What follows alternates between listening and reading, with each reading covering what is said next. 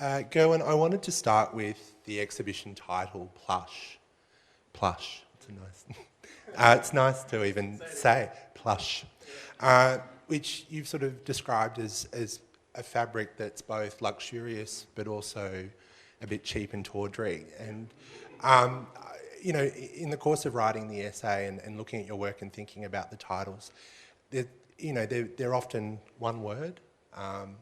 And quite evocative, but also being quite abstract at the same time. Could you maybe talk about the titles in your work and how important they are? I guess arriving at Plush, as you mentioned, I wanted to find a very succinct, kind of blunt word that would corral about 4 years of practice together. And I wanted a word that would kind of speak to the materiality of the costumes, because it's a consistent, obviously, element of all of the work. And as you mentioned, I was drawn to the idea of plush because it kind of evokes this idea of something kind of opulent and expensive, but at the same time kind of tacky and cheap and tawdry. And I like that kind of uneasy contrast between the two of them, that it kind of maybe speaks to Danish furniture or a crappy toy from a carnival sideshow at the same time. And I also like the idea of plush because it has a kind of sensation to it.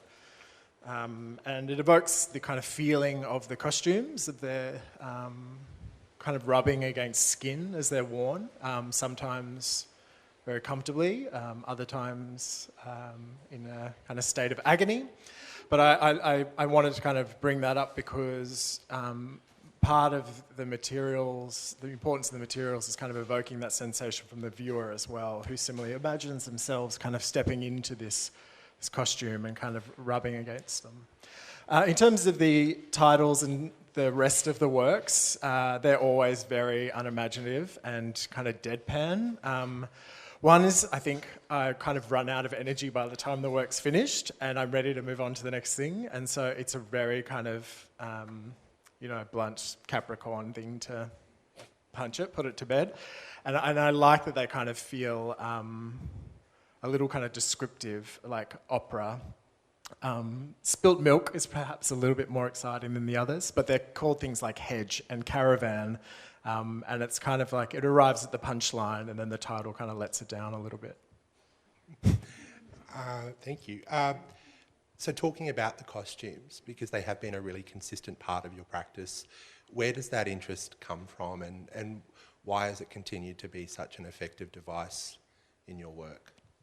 I think I kind of, in terms of kind of constructing costumes, began avoiding a journalism degree by teaching myself to sew and watching daytime television. And so I had an interest in that as a kind of side vocation. And then I found a way of incorporating that into photography. So I went to QCA and did like a Bachelor of Photography, so very much a photographer. But I was much more interested in kind of constructing images and building these fake worlds and incorporating some kind of material into that, like presenting it before the camera than I am the actual photograph itself. And so what started off as kind of building these dioramas out of paper and kind of using thread to, for example, kind of a early butcher shop work that I'd made that was a diorama out of paper, and then the thread was kind of representing this kind of viscera coming out of these small constructed carcasses that were suspended. And I was like thinking about how I could use the kind of materials in unusual ways to kind of transform them to something else. That moved into building costumes that were first worn on someone else, but there was a disconnect in the way that the costumes were, I was imagining them and then how they were kind of being embodied and performed. And so that then shifted into me wearing the costumes myself and performing for the camera, which really kind of appeased my control freak tendencies in terms of my practice. So that was the kind of, The costumes serve this paradoxical function. They both reveal and conceal your body, and this idea of visibility and invisibility really runs through the work. It gives it a real charge. Can you talk about that a bit? Sure. I guess it's it's a big point. It's kind of the crux of the research over the last 4 years. Has been looking at queer self-representational photographic practice and how queer artists will kind of trouble the capacity of the camera to, operate conventionally. So I think when you think of the process of taking a photograph, the expectation is that the camera, kind of will expose the subject or the sitter and reveal something of their character for the viewer to kind of pore over and interpret. Whereas I'm looking at kind of queer practices where there's some kind of obfuscation. So whether that's through kind of adorning the body or kind of exploiting the technical aspects of the camera. So kind of, perhaps something like Francesca Woodman, for example, where she makes her body kind of too quick and she disappears into this kind of blur. But also through things like post-production, which is a very kind of strong component of my work. So that what I'm looking at is how these artists kind of use these strategies to create, unique states of kind of queer invisibility, where rather than kind of appear for the camera, they're actually kind of strategically disappearing, and they're taking greater control over how it is that they're represented. You define camp as a series of performative and aesthetic intensifications. Can you expand on this and why you settled on camp as such an effective strategy or framework? Sure. I'm interested in camp as the strategy to affect those queer states of invisibility. Why I was interested in camp is because I think there's kind of, when I'm breaking it down, trying to characterise it, I was interested in some of the kind of more easily recognisable characteristics of it, such as excess, which, in the kind of the context of my work will take the forms of kind of a visual excess, a material excess. Throughout some of the works upstairs, there's quite a noticeable referential excess, is kind of slipping through pop culture and religious and mythological references, and as well as a photographic excess. Another kind of attribute of camp that I was interested in is the idea of the surface. And so I think traditionally when people think about camp, it's the idea that it's a special kind of taste for the decorative kind of object. And so I'm interested in how the surface of certain materials can actually be manipulated to kind of remediate conditions of visibility. So in my images, it's the material surface again, it's the surface of the figure, so in particular the tattoos on the skin, as well as the photographic surface, so using post-production to kind of really manipulate and manicure the images so that they take on this kind of hyper-real kind of slickness to them. It's kind of what I'd call a kind of synthetic, plasticky kind of sheen to them. So that's a characteristic that I'm identifying as camp, as the surface in relation to the image. And I guess the third, hallmark of camp is the idea of incongruity. And so in these images, my interest is about how camp is used to kind of construct these figures that are hard to kind of categorise, that they slip between multiple states. So they're not necessarily gendered, but they're not kind of human or other, they're not kind of figure or sculpture. In kind of the very protracted way of creating the image, they're not really here or there. They're not really still life nor representation. And it's kind of creating these incongruities and ambiguities and then just leaving those open. And so those three kind of main things that I just banged on about in some detail, excess and the surface incongruity combine for me to kind of affect my queer intentions for the image. In researching the essay, I reread Notes on Camp, and it feels like such a period piece, even though it still has real currency, and you think about things like the Costume Institute exhibition. And I know we talked about this, but why do you think it still has such a pull 60 years on? Well, I mean, I think that Sontag wrote it with such authority. It's a seductive read because it's 20 pages or something of bullet points, and she's pretty sure about what she's talking about. So good on you, Susie. Get into it. But as with all of her work, it's kind of punchy. It's like regarding the pain of others. There's a lot of assertion. So it's a satisfying read because she starts a conversation, but I also think she kind of closes it out. And she touches on all the really sexy parts of camp, the spectacle of camp, the idea of it kind of being an inside joke. But the bit that kind of doesn't, it loses its relevance, it doesn't kind of linger, is when she talks about it kind of being disengaged and apolitical. And that's the part I think it exists still as a kind of dominant text because she kind of scans across it and talks about all the exciting buzzy things, but doesn't do the kind of labour to go any further. So for me, it's not a great text to still be recovering after 60 years, but I can see why it's, a popular text. You mentioned some of your research before. Who were some of the other artists, some of the case studies that you looked at in thinking about these images? I kind of did a broad sweep of artists, some kind of more obvious, like Pierre and Gilles, Kamiko Yoshida, who's a French-Japanese artist, Nick Cave. So I'm looking at people who kind of maybe lean into the excess or the surface or incongruities in ways, and artists that wouldn't identify their practice as camp or engaging in strategies of camp willingly or intentionally. But for the kind of main part of that, I looked at three artists in particular, mostly contemporary artists, but I looked at Leigh Bowery's work, who obviously died in '94. That's the kind of only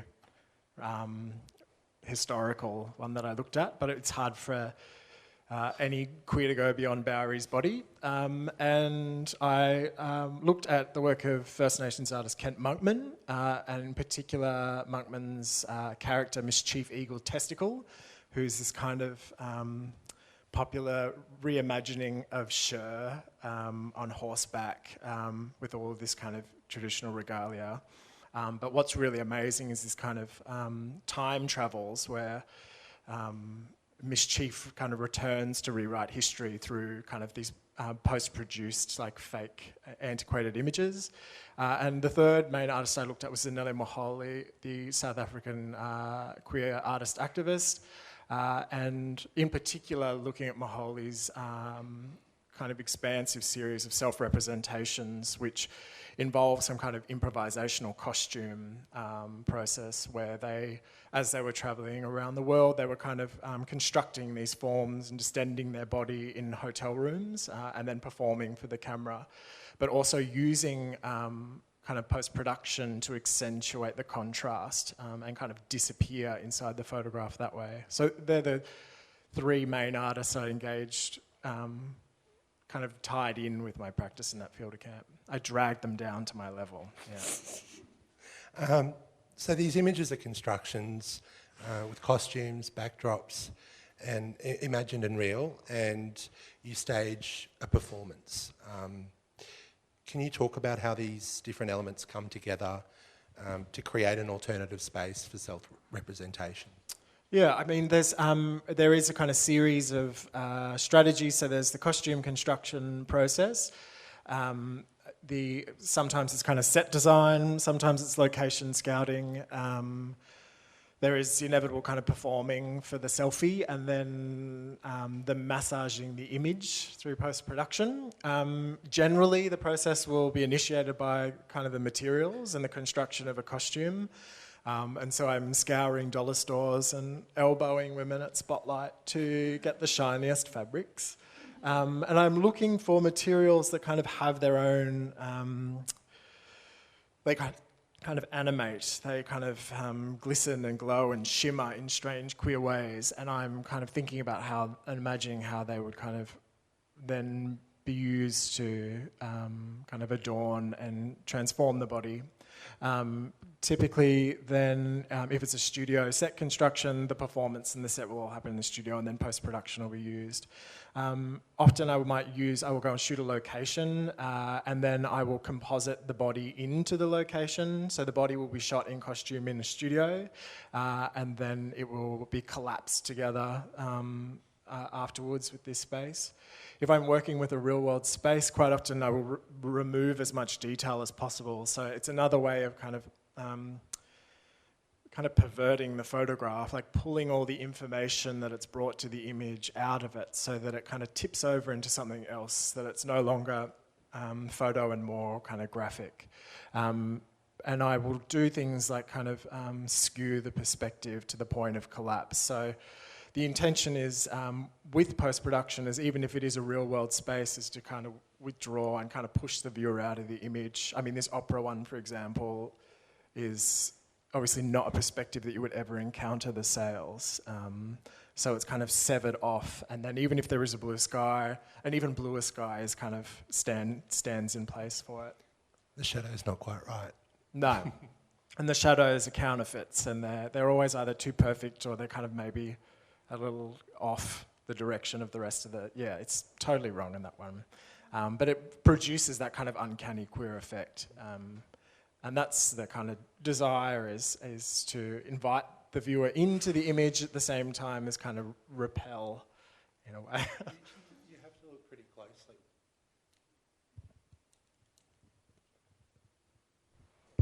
You have to look pretty closely. I mean, you have to be paying close attention to notice what's off. Yeah, well, and I think that's the idea, is to kind of to suspend that kind of moment. And I'm quite meticulous about the construction of the images, because the idea is to kind of suspend that moment of illusion or fantasy and not allow the viewer to kind of see the cracks.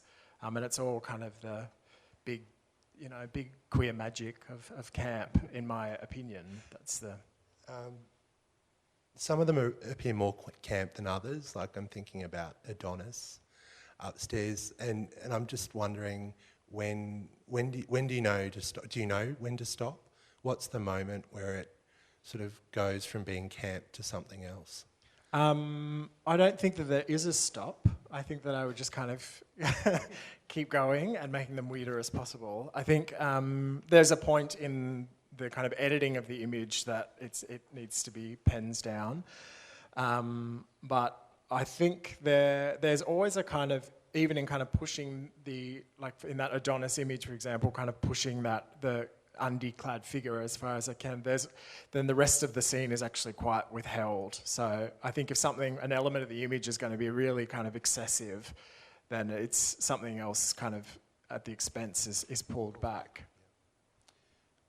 I was interested in the poses, because they're quite deliberate. In a lot of the images, they feel very static.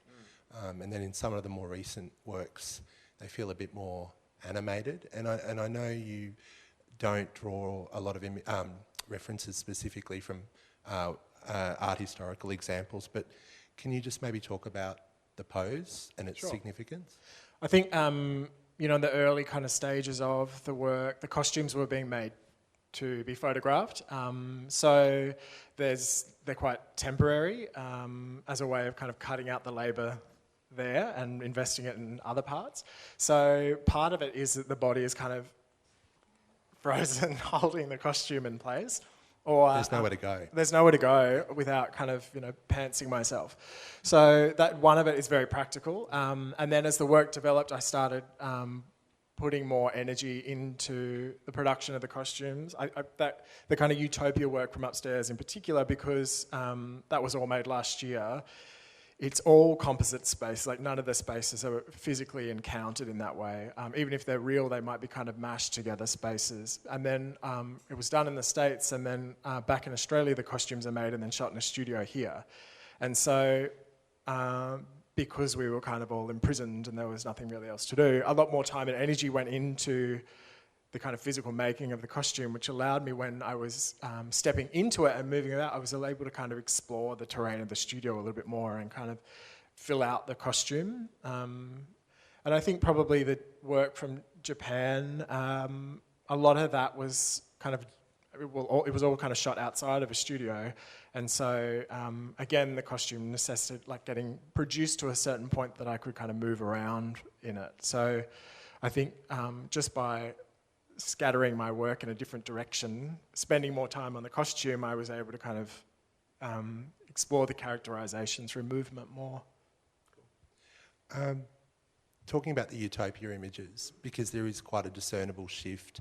As you said, the figures appear a bit more alive, the poses are more exaggerated, and you're using those actual backdrops. And so the more fakery you use, the more real they actually appear. Was that deliberate? Yeah, I think part of that is because they're real spaces. There's more depth to them. So I think maybe you kind of enter further into the image, and so perhaps the body, like kind of the figure feels kind of more ensconced in that digital habitat. Whereas other ones where all the information's pulled out, it's kind of, I think it screws with that a little bit. What kind of recurs in those is that the perspective of the space will lead you in, but there's always some kind of facade, like an architectural element that is kind of blunt, so it'll take you at a certain point. And that's something that kind of recurs in that Utopia work a little bit as well. But I think maybe there's more depth to them, is why it's...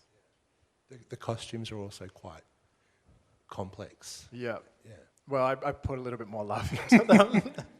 But there is one final work from that series, Float, which is on the outside wall upstairs, and that appears, it's a little bit different from that series, and it was the last image you made as part of your research and for this exhibition.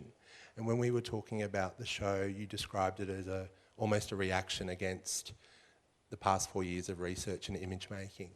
Can you elaborate on that a bit? Yeah, so I think because everything is so considered and controlled in the handling of the image, in that image Float, I'm kind of thinking about how I can use and make visible the kind of the tricks. So I'm kind of revealing, exposing my hand, I guess. And so the figure is kind of levitating against, again, a kind of synthetic blue sky.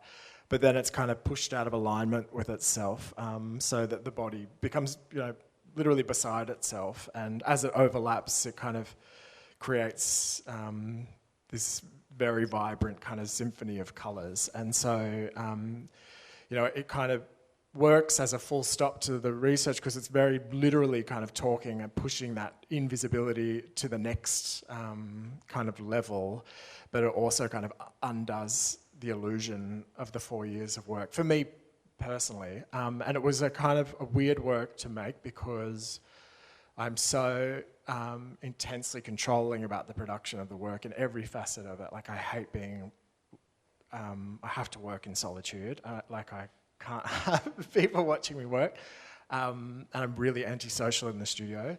And so for that work, it involved kind of surrendering a little bit. And so like having it be part of the show, and then I hadn't seen it kind of even printed until I arrived here. So it was, it's a nice full stop. Is that also an indication of where the work might go, or might you give up a bit of control? Yeah, well, I'm interested in kind of like all that kind of the pleasure of the materials, and then to arrive at kind of a flat image. I'm interested in exploring how that kind of materiality of the photograph could be kind of drawn out a little bit more and come off the wall. I'm just very drawn to lenticular printing, but I can't do it because Polybolin did it now. So, but I'm into those kind of, I want to explore the kind of sculptural element of the photograph and how I can kind of tweak that trick of the eye even further. Yeah. Okay, we might break down. How do you feel about breaking down one of the images? Sure. Behind us? Can we all see the image directly behind my head? Yep, I'm not in the way. So this is Alien? This is from the series. This is from a series of work that was made on a residency in Japan. And so I guess kind of moving through spaces and making bodies or costumes that would respond to architectural spaces. So this is actually it's a children's playground. outside a train station in the kind of, very far reaches of Osaka.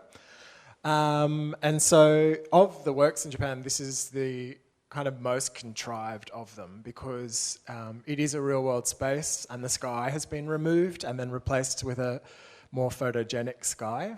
But the figure is kind of shot separately back in Kyoto, actually, outside the studio. And so were you doing a residency there? Sorry? Yeah, in 2018, so mid-research, that I just duck off to Japan for a while.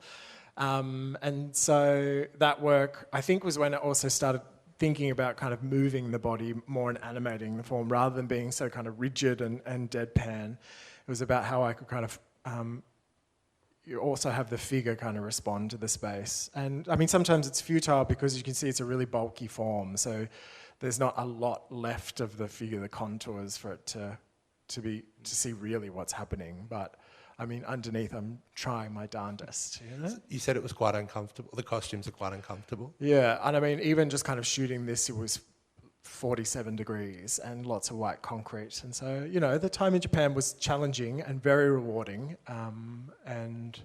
But I think what was a lovely kind of being so nervous about the production, I was quite self-conscious about actually making the images. Going there and being outdoors and having people kind of encounter me, it was a really nice space to do that because people weren't, they kind of very politely ignored me. And so it was a very nice environment to be making these weird costumes and shuffling around while people, elderly people played tennis next to me and things like that. Am I right in thinking this series, the backdrops came first rather than the costumes? Yeah, so often I would kind of ride around or get on Google Earth and find spaces, and I would kind of ride there and do a recce, and then the costumes, I would go back to the world's biggest studio and I would kind of construct costumes in there. And part of the residency as well, there was this kind of levitating costume that was in the middle of the space that people could come in and slip into and, take photographs of themselves, which was quite hilarious. Yeah.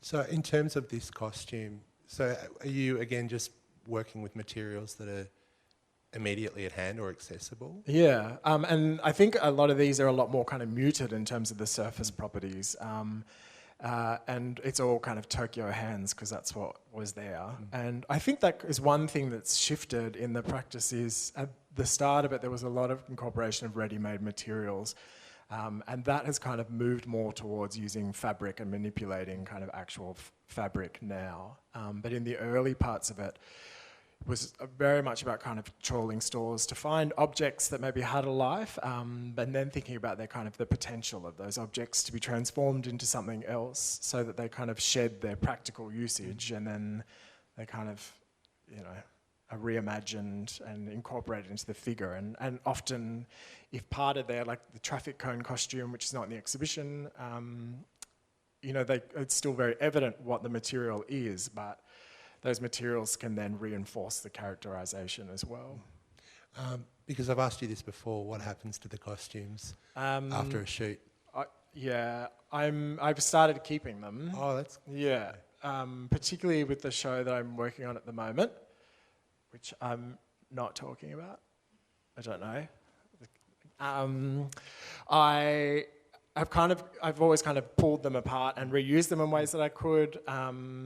And now I'm keeping them, but I think because for an upcoming exhibition, the costumes will be exhibited for the first time as well as the photographs, and so all of that kind of exciting stuff of building the costume and making, like, all of the attention turns back into that part again, and so how do they're you keepers. Yeah.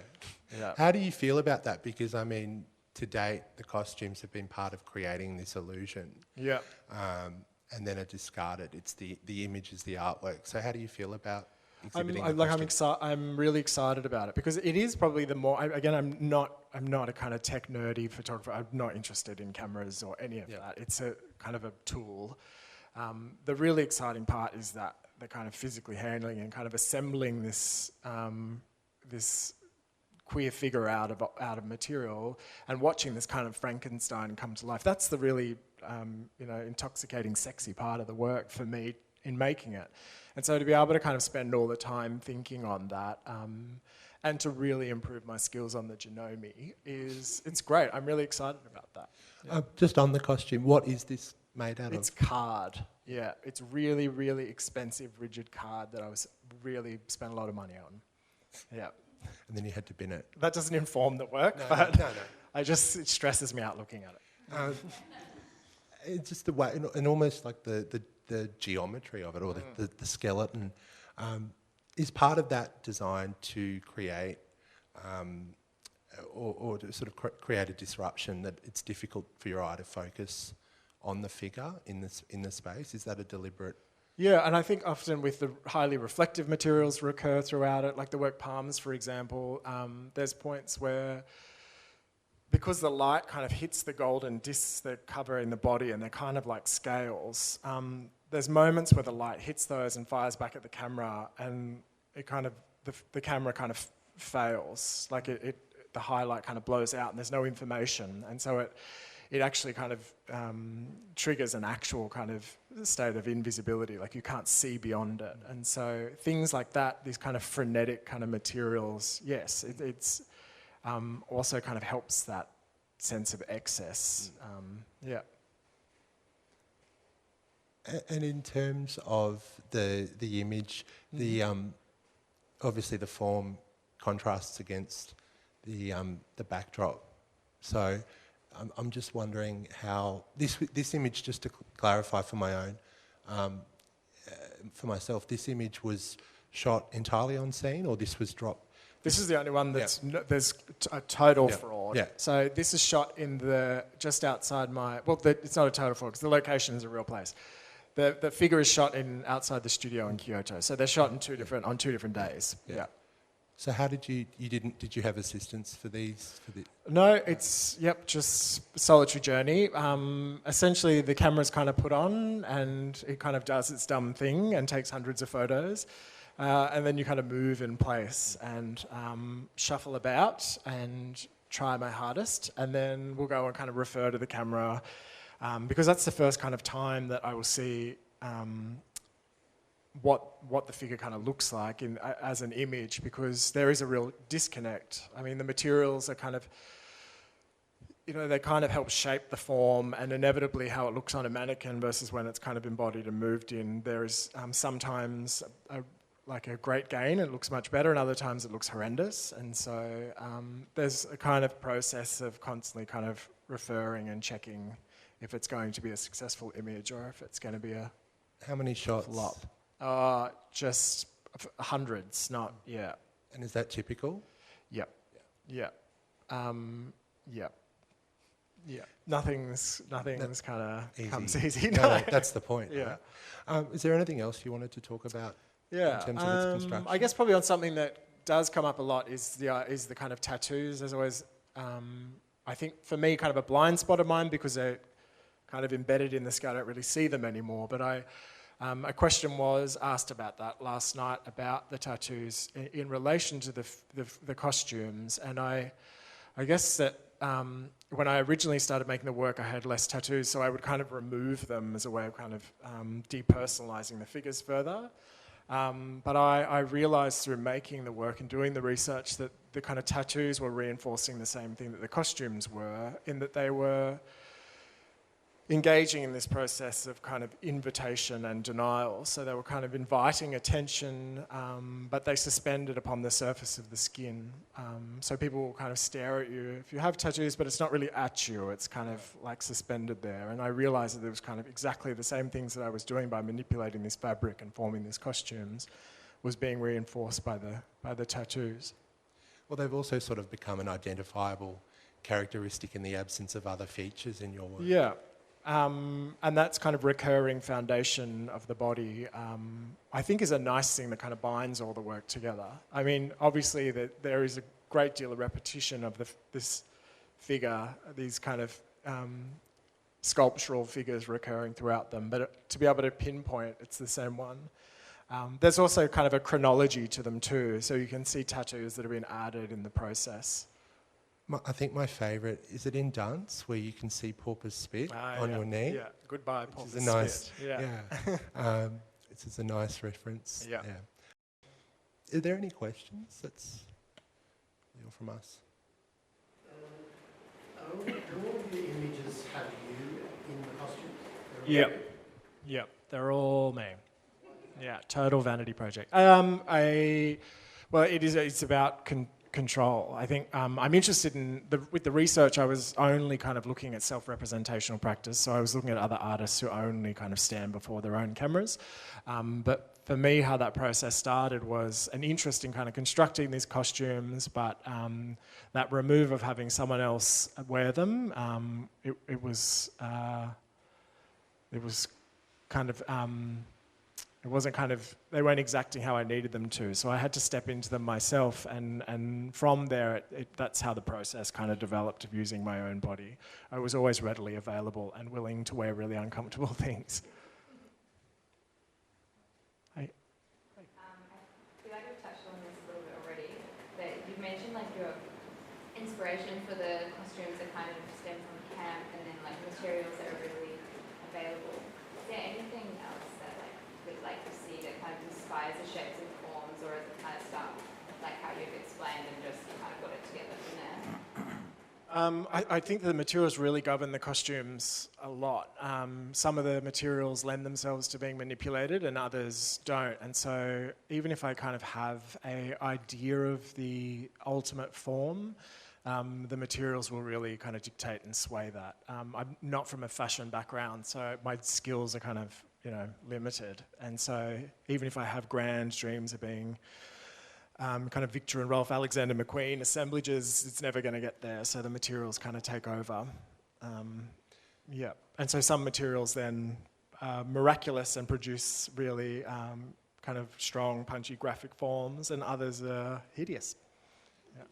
And you do describe yourself as a costume maker as well as a photographic Yeah, artist. primarily a photographic artist, but I mean, and more so, the costume making has become something that I've taken ownership of, because it's a big gay elephant in the room. I can't. Do you sketch them, or is it purely? I do, not with any kind of, not with any skill, and the sketches don't really translate into anything. Yeah, it's good to get an overarching shape. Yep. I'm just interested then, earlier you said that the camp was a period piece, so I think you said the camp was a period piece. And then you just said that costume is the big gay element in the room. So I'm wondering what it is, or wondering if you can pinpoint what it is that defines queer art these days. I don't know if I could define that for you, but I think queerness in art is the kind of disturbing of the familiar and making strange. When I'm looking at kind of queer artists in my practice, I'm not looking at specifically just non-normative sexualities and genders. It's kind of a more expansive and enfolding a kind of more diverse subjectivities. Part of my interest with the research was, obviously there's been a really kind of heavy-handed emphasis upon gay men in the history of camp, and so the artists that I looked at particularly explored the use of camp by female artists, because often in that kind of canon of camp, there's been kind of a lot of misogynist representation. So I'm kind of wanted to look at artists who were engaging with the strategies of camp as a kind of political tool that were not being kind of discussed within that context of camp. I don't know if that answers your question, but yeah.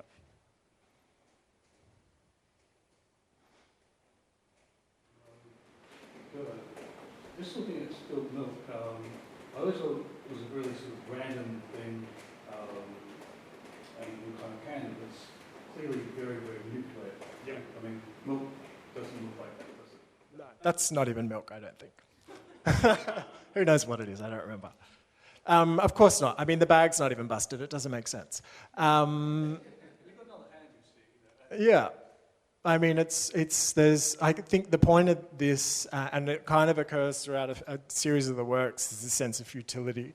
That there's kind of an action, a very kind of small tragedy or event has occurred, that the figure is kind of so devoured in their costume that they are unable to kind of amend or fix that. So the image of the dunce, for example, upstairs, who someone pointed out last night, is taking a long sniff of a rose, a fake rose, but it's through this kind of glittery fabric that's kind of depriving its sense of smell.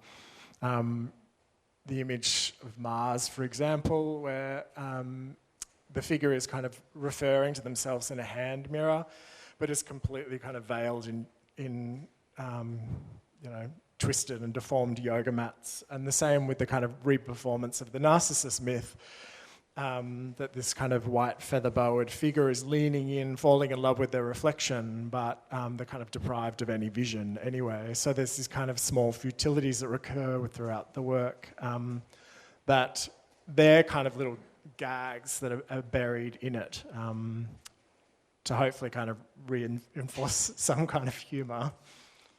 If it's not funny, then I apologise. One of your tattoos, the Canon VB. I mean, you're a Queenslander? Yep. So what's the significance? I mean, There's get 'em and regret 'em. That's the... Yeah, I mean, they're kind of incongruous, and I think the kind of collection of the tattoos are also camp. None of them are kind of connected. Most of them are meaningless, and they're on a whim. There's a few special ones. When did you start? I got a really nice lower back tattoo when I was 18. That was my first one, which I'm having lasered off, and my dear friend, to spite me, went and had tattooed on them so that it would linger on forever. Yeah. Would you consider exposing your body, like in your next exhibition where you want the costumes and things, with maybe modesty, a brief or something? Absolutely not. Are there any other questions? The exhibition's on as well, Jose, and I'm sure Gerwyn would be happy to answer any questions in person. But thank you all for being such an attentive audience. Thank you, Thank you Gerwyn. very much.